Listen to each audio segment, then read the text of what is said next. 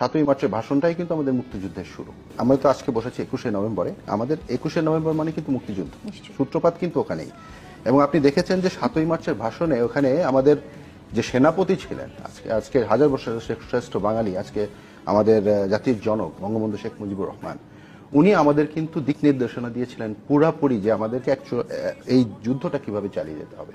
একজন সেনাপতি যেভাবে যুদ্ধ চালানোর জন্য যে যে বিষয়গুলো বলা দরকার ছিল, 7ই মার্চের ভাষণে কিন্তু এক্স্যাক্টলি ওই জিনিসগুলোই উঠে এসছে। বলতে চাচ্ছি যে বিশেষ করে বঙ্গবন্ধু যে 6 দফা ডাক দিয়েছিলেন, 6 দফার মধ্যে কিন্তু একটা দফা ছিল আমাদের সশস্ত্র বাহিনী গঠন করা এবং আমাদের বিশেষ করে নৌবাহিনীর সদর দপ্তর পূর্ব পাকিস্তানে স্থানান্তর করা। সেখান থেকে অ্যাকচুয়ালি আমরা কিন্তু সশস্ত্র বাহিনীর একটা ভিশন আমরা ওখানে পেয়ে যাই।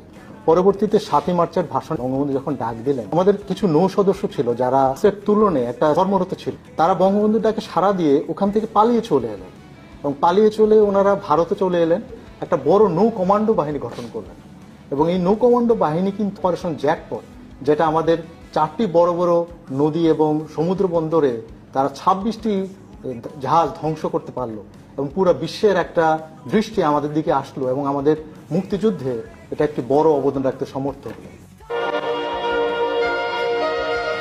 বাংলাদেশের রাষ্ট্রের স্থপতি ও জাতীয় ইতিহাসের শ্রেষ্ঠ সন্তান মরহুম শেখ মুজিবুর রহমানের প্রতি শ্রদ্ধা নিবেদন করছি। স্বাধীনতার স্থপতি প্রেসিডেন্ট মরহুম শেখ মুজিবুর রহমান